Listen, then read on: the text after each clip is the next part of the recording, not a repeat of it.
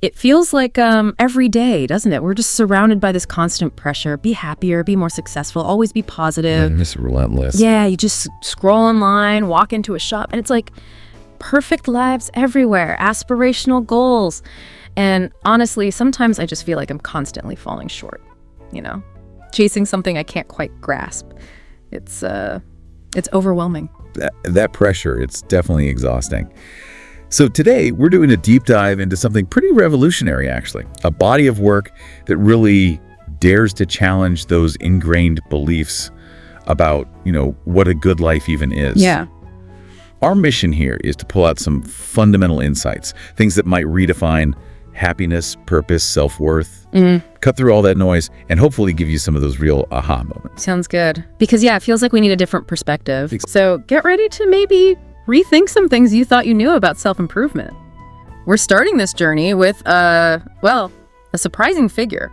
A literary legend whose life isn't exactly a neat little story. Right, let's kick off with Charles Bukowski. Probably not the first name you think of for life advice, huh? Not typically, no. I mean, by most accounts, he was an alcoholic, a womanizer, a chronic gambler, often called a lout, a deadbeat. Yeah, pretty rough description. And for decades, rejection after rejection from publishers. They called his stuff crude, disgusting, depraved, just constant no. Hard to imagine pushing through that. But then at 50 years old, after a life that looked like, failure and self-loathing to most people, this small indie publisher gives him a shot. Wow, 50. Yeah. And 3 weeks later, his first novel, Post Office. It takes off. He ends up selling millions of books. It looks like that classic American dream story, right? Persistence pays off. Yeah, and this is where it gets really interesting, doesn't it? Yeah. Because despite all that success, the thing carved onto his tombstone is just, don't try. Don't try. What does that mean after everything he went through? Well, that contradiction is absolutely key. His success didn't come from striving to be a winner or trying to be something he wasn't. It came from accepting himself as a quote-unquote loser and just writing honestly about that. So no pretense. None. He never tried to be anything other than Charles Bukowski, flaws and all. Now think about that compared to today. Our culture is obsessed with these unrealistic positive expectations. Oh, completely. Be the best, smartest, hottest. Exactly. Achieve perfection everywhere. But the irony is, this constant barrage of what we should be just highlights what we're not. It reminds us of what we lack. Yeah, it makes you feel worse. Right. A truly happy person doesn't walk around constantly saying, I'm happy. It's like that saying, the smallest dog barks the loudest. That makes so much sense. And this pressure, this idea of being told you need to give a fuck about everything, it's not just about buying stuff, is it? It traps us. It really does. It leads to what's been called the feedback loop from hell. Okay, unpack that. Well, think about it like this. You get anxious about something, maybe a presentation. Then you start feeling anxious about being anxious. Oh, I know that feeling. Or you feel angry, maybe stuck in traffic, and then you get angry at yourself for getting angry. It just spirals downwards. It does. Why do we do that? Because humans, unlike other animals, we can have thoughts about our thoughts. We reflect on our feelings. And modern society, especially with social media showing curated perfection, has kind of bred this idea that negative feelings, anxiety, fear, guilt are just not okay. Like we failed somehow if we feel them. Exactly. So we feel bad about feeling bad. And that feeling bad about feeling bad, that's the real problem. That's the loop. So if feeling bad about feeling bad is the issue, what's the fix? Is it really just stop caring that you feel bad, stop giving a fuck? In essence, yes. It sounds maybe too simple, but that acceptance short-circuits the loop. And this ties into something called the backwards law from the philosopher Alan Watts. The backwards law. Yeah. He argued that wanting more positive experience is itself a negative experience. But accepting negative experience, that's actually a positive experience. Huh. Okay, give me an example. Okay, think about it. Desperately wanting to be rich makes you feel poor, right? Okay. No matter how much you have. Yeah, always focused on what's missing. Or desperately wanting to be sexy makes you scrutinize yourself and feel ugly. Yeah. But, and here's the twist, pursuing the negative can actually create the positive. How so? Like the pain you go through at the gym, Yeah. that leads to better health. Right. Or the failures in starting a business. They lead to deeper understanding, more resilience down the road. So embracing the struggle has benefits. Exactly. True freedom isn't about not caring about anything. It's about choosing what to care about. selectively choosing your fucks for what truly matters. Friends, family, purpose, whatever it is for you. You only have so much mental energy, right? Your fucks are limited. You got to spend them wisely. And building on that, this idea of not giving a fuck, it's really important to get this right. It's not about being indifferent or apathetic. Okay. It's about caring about something more important than adversity, than the little annoyances. Ah, okay. So it's about prioritizing your cares. Precisely. There's this great anecdote about seeing an elderly lady in a supermarket absolutely losing it, yelling at a cashier over a 30-cent coupon. Oh, wow. 30 cents. Yeah. And you have to wonder why. Why care so intensely about 30 cents? Well, often it's because there might not be much else in her life that she feels is worth giving a damn about. That's kind of sad, actually. It is. But it illustrates the point. Maturity, in a way, is becoming more selective. Realizing that a lot of the stuff you obsessed over when you were younger just doesn't matter in the long run. You start saving your limited fucks for the things that are truly meaningful. So it challenges that whole idea that happiness is like an equation you solve. You know, if I just get into law school, then I'll be happy. Exactly. That formulaic approach rarely works. But the book argues that dissatisfaction, a bit of unease, is actually part of being human. It's not something to eliminate, but something necessary for happiness. That sounds weird. It does sound counterintuitive, but yeah, that's where this idea of disappointment panda comes in. It's a metaphor, obviously. Disappointment panda. Yeah, okay, I'm listening. Imagine the superhero whose power is delivering harsh truths. Not to be mean, but to make you stronger by shattering illusions. And the core truth is, suffering is biologically useful. It's nature's way of pushing us to change. Think about it. Humans are sort of wired for a certain level of dissatisfaction. It's what drives innovation, survival. If we were always perfectly content, we'd never strive for anything better. Like physical pain tells you not to touch a hot stove. Exactly. Stub your toe. That pain teaches you physical limits, makes you more careful. Psychological pain, sadness, anxiety, anger works the same way. It signals something's out of balance, something needs attention. It teaches us from mistakes. It's basically a call to action. Which means if we create a society that tries to shield everyone from any discomfort, we lose those vital lessons. We become fragile. So the goal isn't a life without problems because, let's face it, problems never really end, do they? They don't. They just change. Or ideally, they get better. Like Disappointment Panda would say, don't hope for a life without problems. Hope for a life full of good problems. Oh, right. Like the example given. Warren Buffett has money problems, and the guy sleeping on the street has money problems. Buffett just has better money problems. Exactly.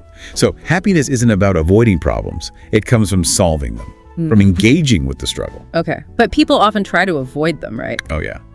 Two common traps. First is denial. Just pretending the problems aren't there. Distracting yourself feels okay short term, maybe. But not long term. Nope. Leads to insecurity, emotional repression. The second trap is victim mentality, believing you can't solve your problems, blaming everyone else or circumstances. Also feel like a temporary relief, maybe. Temporary high, yeah. But ultimately leads to helplessness and despair.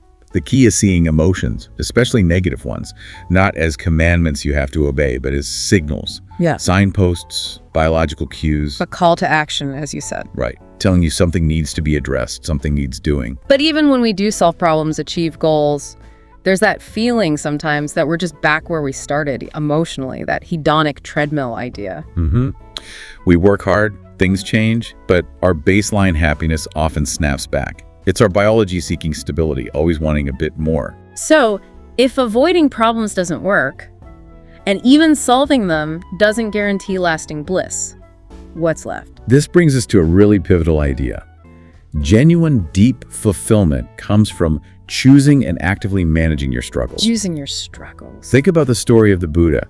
He started as a prince, totally shielded from suffering, saw sickness, old age, death, and had a massive existential crisis.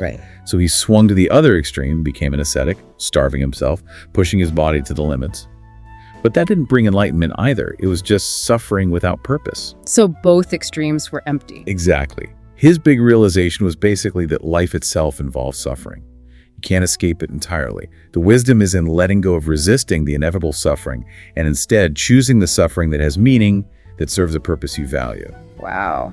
So the question for you listening becomes, what pain do you want to sustain? What struggles are worth it for you?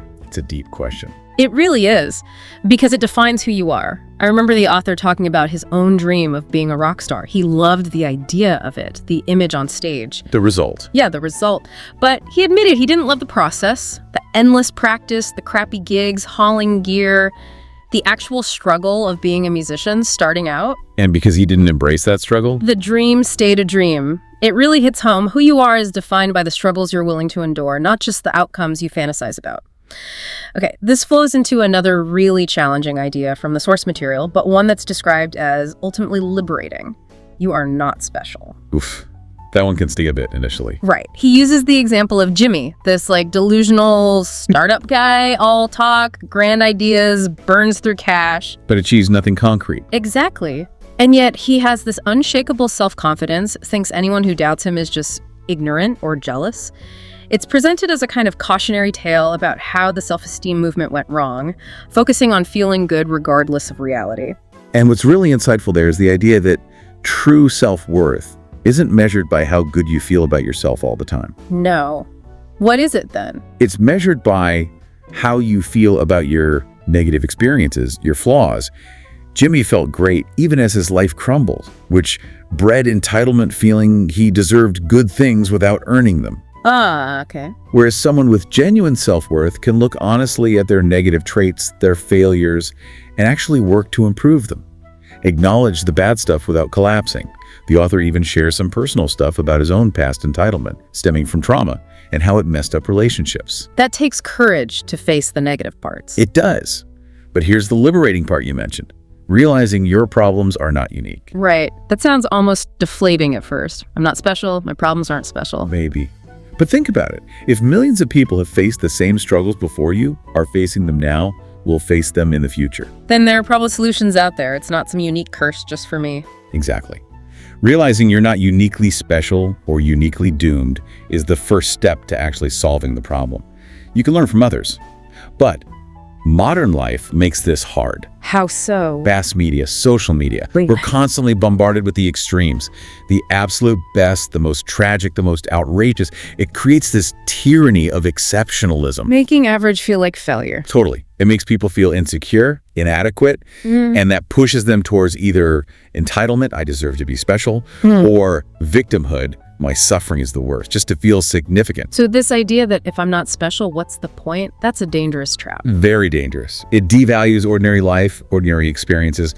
But the truth is, truly exceptional people often don't start by believing they're great. They start by being obsessed with improvement, often because they believe they're actually mediocre and need to get better. So accepting mediocrity, in a way, is key to becoming exceptional. In a sense, yes. Emotional health is compared to eating your veggies, accepting the mundane, sometimes boring truths like most of your life will be ordinary, and that's okay. It's not glamorous, but it frees you from that constant draining pressure to be extraordinary every second. Okay, so if we accept we're not uniquely special and problems are normal, what does this mean for our choices? How do we actually deal with the problems? This brings us to the incredible power of responsibility. The feeling that you chose your struggle, that you're responsible for how you handle it. Like the marathon example. Exactly. Run a marathon because someone forces you. It's torture. Choose to run it, train for it. It's empowering, maybe even joyful, despite the pain. The only difference is the feeling of choice and responsibility. Makes sense. William James, the famous psychologist, basically did this as an experiment on himself. After years of feeling like a failure, depressed, sick, he decided for 1 year to act as if he were 100% responsible for everything that happened in his life. Wow, everything, even things clearly outside his control. The interpretation, the response. He took responsibility for how he dealt with it all. And he called it his rebirth. Said it changed everything. So it's not about controlling events, but controlling your reaction. Precisely. You don't always control what happens to you, but you always control how you interpret it and how you respond. It flips that famous line, right? It's not just with great power comes great responsibility. It's with great responsibility comes great power. Okay, but what about situations where it genuinely feels like someone else's fault? That's a crucial distinction. Yeah. Fault versus responsibility. Fault is about the past, who caused it. Responsibility is about the present, how you choose to deal with the situation now. Gotcha. Like if you get robbed, it's not your fault. Not at all. But you are still responsible for how you react afterwards, reporting it, managing the fear, moving forward. Blaming the robber might be justified, but it doesn't solve your problem now. Right. The author shared that really personal story about his ex-girlfriend. Yeah, the betrayal.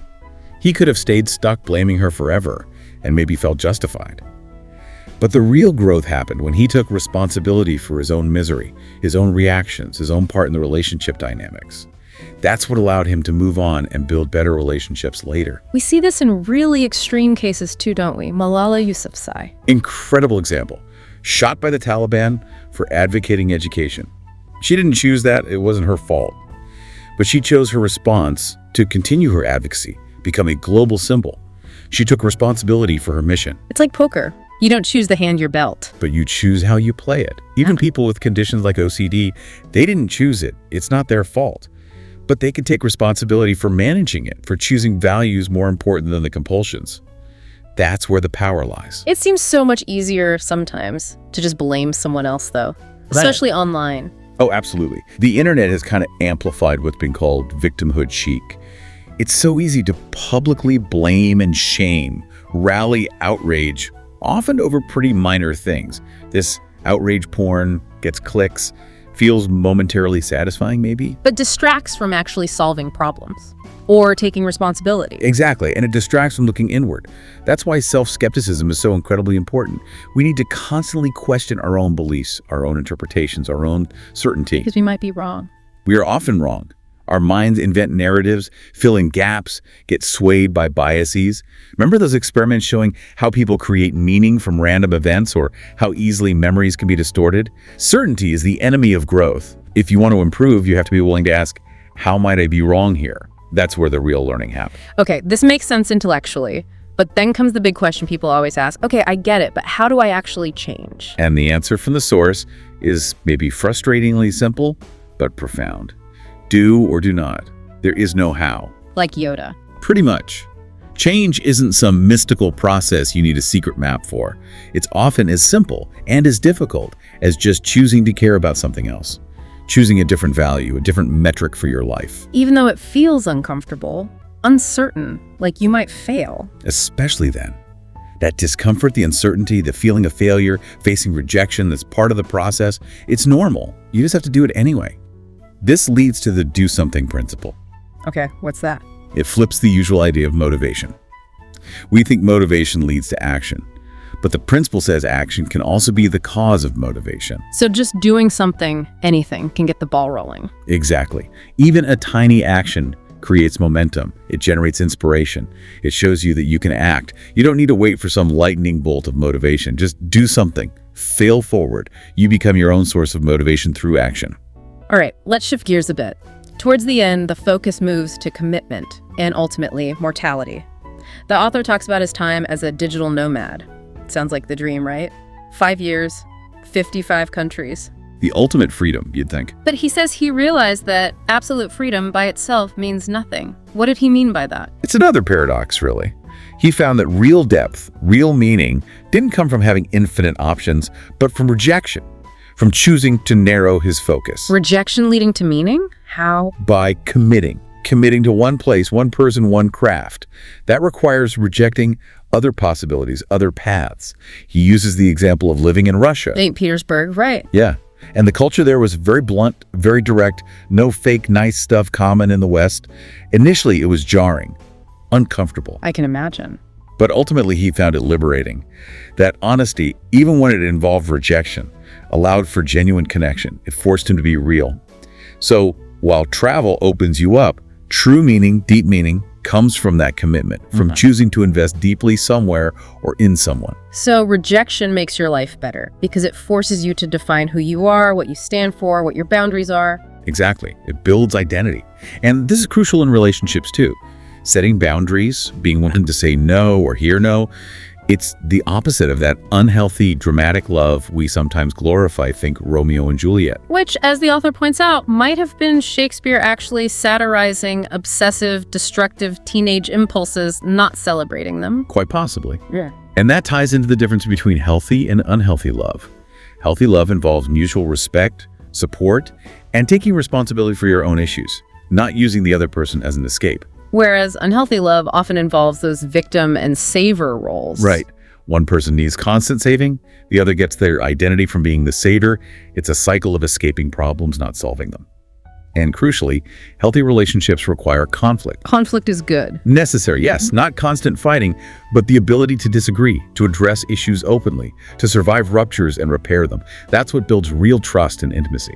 A good test. Ask yourself, if I refuse something my partner wanted, how would the relationship change? If it leads to a massive drama or the relationship implodes, that's a sign it's probably conditional unhealthy, built on neediness, not mutual respect and responsibility. this really challenges the more options is always better idea too, the paradox of choice. Totally. Having too many options often just creates anxiety, makes us less satisfied with what we choose, and makes us afraid to commit to anything deeply. So the argument is actually for freedom through commitment. Exactly. By deeply investing in one thing, a relationship, a skill, a community, you reject the breadth of superficial experiences, but you gain a depth of experience, reward, and meaning that you simply can't get by constantly skimming the surface. It actually frees up your focus and energy. Okay, this all feels like it's building towards the biggest confrontation of all. Mortality, death. The ultimate constraint. Yeah.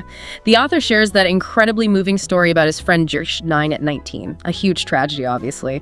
But he says it became the clearest before-after point in his life. It taught him something profound. There is nothing to be afraid of. Yeah. Ever.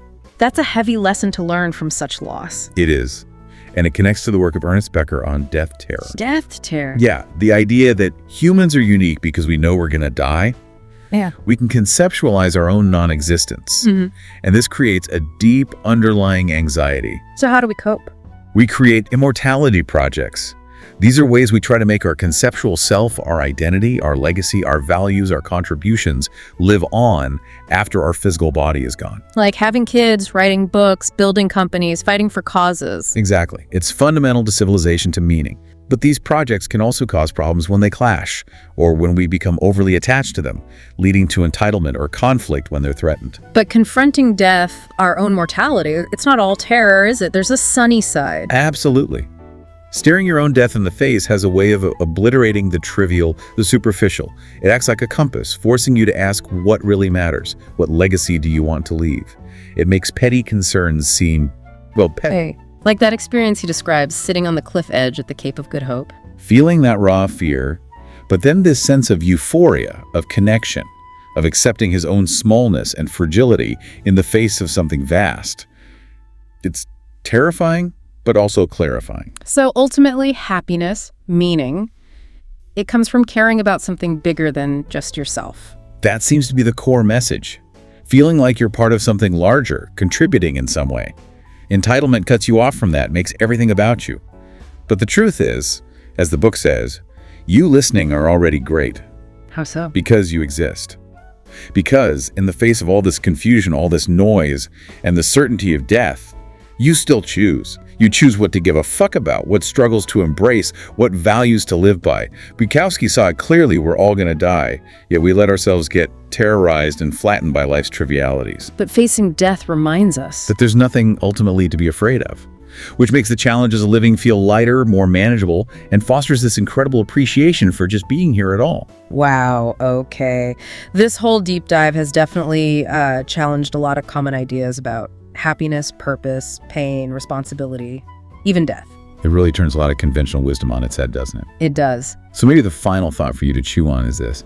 Knowing your fucks are limited, knowing that certainty is an illusion, and being wrong is how you grow. How will you choose your struggles now? How will you embrace your imperfections? And where will you consciously choose to dedicate your precious limited attention in the time you have? That's a powerful question to end on. We really encourage you to keep exploring these ideas in your own life, see how they resonate, and find your own path forward, maybe one that's a bit more meaningful and hopefully a little less anxious.